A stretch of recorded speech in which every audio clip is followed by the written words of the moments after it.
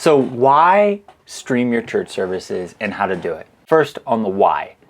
This is very straightforward, but I want you to understand these two audiences. First, you have new people in your community that don't understand or don't know what's going on in your church building. They've never experienced your church. They're not culturally aware of what does it mean to be a Christian.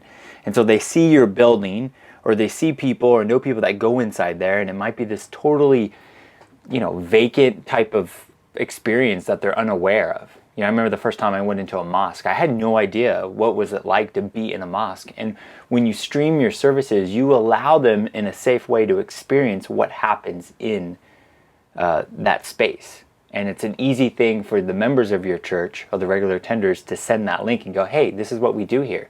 And hopefully there's some value add that they see the idea of, why God is real, and ultimately, what's the benefit of following God. And they see this in the practical teaching. And so it's really important that new people don't understand what's going on, and by streaming your services, you get a flavor of what it means to come in to your church and see it. And so I think there's a new people value. And then secondarily, and I do think it's secondarily, it's a value add to the members of your church or your regular attenders that can't be there physically, either for legitimate reasons or unlegitimate reasons. They could still be engaged if they're missing a week. And we forget this. Pre-streaming services and capture, if you didn't show up to church for a couple weeks, you had no idea what was going on. There was no option to kind of stay in the loop. And I think offering this service as a secondary audience, the first audience is new people. The secondary audience is that they get to stay engaged if they're sick, traveling, or whatever. I still think there's something. I think your online streaming is the new back row of your church, and it adds a lot of value. What do you stream? And there's a lot of ways you can do this, but I think practically, I would really encourage you to stream your whole service. I know some just stream just the message or different elements. I know there's a lot of complexity around this with music rights and so forth. But ultimately, I believe that when you see the start to end of your service, you see the full diversity and the full breadth and life of your church. If you just stream or upload just your pastor who's preaching, you get one element of it. And you usually see one person or a couple people. But if you stream the whole thing, you get to see the people that are on stage, from singing to hosting, and you get to see everybody. And so, and I would try your best in the service, and I think there's just this balance and this tension you have to figure out of what does hybrid church look like for you, where you have a physical experience, you're primarily a local church geographically, but you're also streaming some things and you're making it accessible. And I think in the service, you got to figure out how to talk to both communities. And I think it's okay to lean heavy into the local experience, the physical. But in the service, have a couple touch points where you say hello to people online. And one of the things you can move towards as your stream grows and you see benefit, you see real success from it, meaning people are watching and showing it physically. And the more stories of that happen, obviously the more you're going to invest in that. You might even have a moment before the service starts where you just talk to those online, where you have like kind of a pre-service kind of experience where just for maybe a minute, 3 minutes, 5 minutes, depending what it is, where you just, you go, hey, thanks for joining us online, and you have something that you're using the video team there. Maybe you even go on stage, so it's not super complex. But the more you do that, the more you're going to actually understand how this all works together. And so I would encourage you to stream your whole service because I think it does represent the full kind of your full community at your church. Okay, how do you stream? Now, there's a lot of ways you could do this, but this is the guide I would encourage most churches as they're kind of trying to figure out the rhythm and the pattern in kind of this new season that we're in. I would say I would stream one of your services, especially if you have multiple services, and I would start with just social, and I would lean heavy into YouTube. If I was starting off at any church of really any size, I wouldn't invest into a streaming partner. I wouldn't, launch a church online platform type of experience or even, a website experience. I would start with just YouTube streaming because I think it's easy to use. YouTube is on most, smart TVs and they've figured out how to optimize the experience so it works. There's some variables you have to figure out, because you have to make sure the videos are marked not to be monetized, so there's not ads, and you don't always control the rights to that. So sometimes the ads show up. That's the drawback, but I would just start with just YouTube streaming.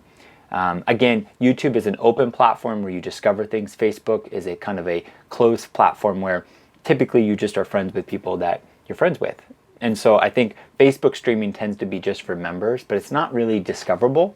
You know, people share it and friends of their friends will see it. There's a value to it, but I would start with just YouTube streaming. And then as it grows, I would expand. I would go from YouTube Live, then I would expand to Facebook Live. Then I might expand to, you know, a website experience. Because I do think there's value in owning the experience, because YouTube, Facebook can change some of their parameters and you might lose the right to stream at one point. There's something there to figure out. And so I might expand to, you know, a website experience that maybe you partner with a streaming provider like Resi and you can control the stream. Now, some of these streaming partners like Resi, and there's many of these out there, they allow you to kind of do single points where you can start a stream and you can stream to your website and social. And usually they have an encoder or some kind of process that makes it really seamless. You have to pay for that experience, but the good thing is you own that experience and you make it seamless. But I would start with just YouTube Live and figure out how can we do this at the simplest way with a camera, you know, maybe some software with OBS, you know, and you can even get as simpler as that. But I would personally start with just one experience. And then as I see that YouTube experience grow, I would slowly expand and start with then Facebook, still just do one, and then eventually go up to a website experience. And I believe, you know, kind of the adolescence or adult version of your streaming strategy is ultimately a website experience. But don't start there. Start, you know, we got to start as a toddler and then we grow into something more. So here are just some kind of final hacks and things to be thinking about. First, what do you measure? I would really encourage you to measure two big things. How many people are impacted by this stream every week? And this would be a views number. So on YouTube, how many people view it in a week? And then if you're also doing Facebook and a website, you would add those views together. So you add all the views. This is how many people saw it. Doesn't mean they watched it, but this is how many people actually saw it in some way. You might consider this how many people drove by your campus or your church that week. And then do a retention number. On Facebook, YouTube, you can get this really easy if you dive into the numbers. There's actually a audience retention number. You can see how many people watched 15 minutes. And so look at both, how many people viewed it and how many actually watched it. And look at both numbers, because one shows the potential and the extra shows the true audience. And so I would start measuring that. I would also look at your geographic data. How many people are watching this locally versus maybe far away? And that starts to show you an idea of how many of these people are actually in your community. Because you'll find there will be people, because you're streaming, let's say, on a platform like YouTube, that will peek in from other places. And that is really helpful just to be aware of that. So look at a kind of view number and then an audience retention number and measure that historically. Really, your numbers are only valuable if you measure the same things consistently and you start to notice trend lines.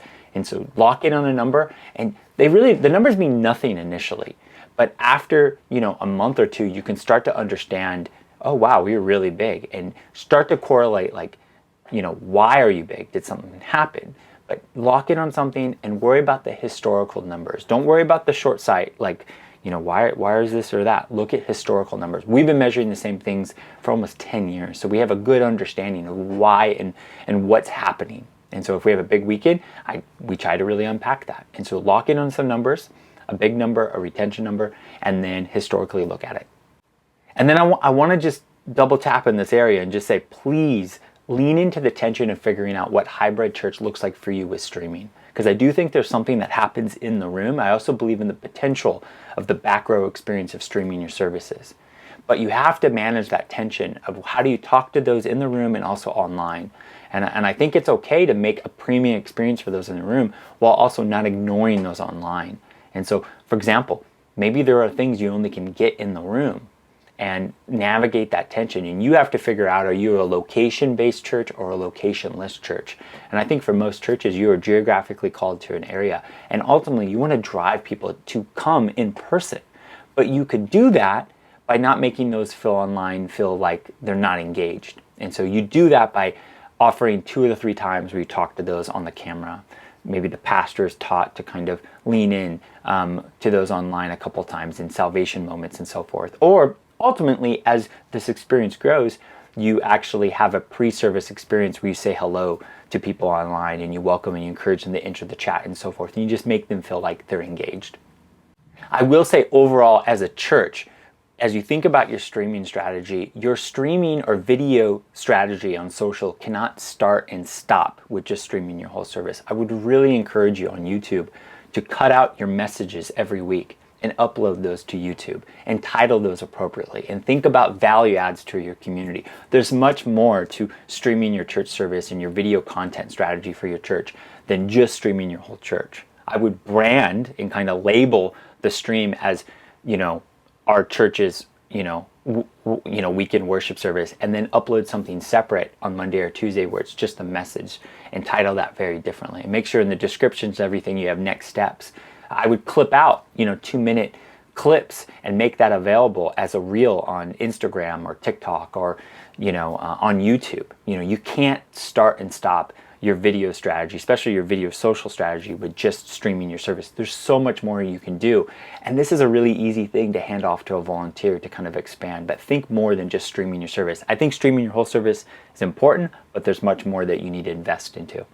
And then lastly, I want you to think about, as this grows, as you see returns from this, as you're thinking about it, invest in actually appointing a volunteer or a staff person over your whole online experience. You could call it an online pastor, you call it digital pastor, whatever you want.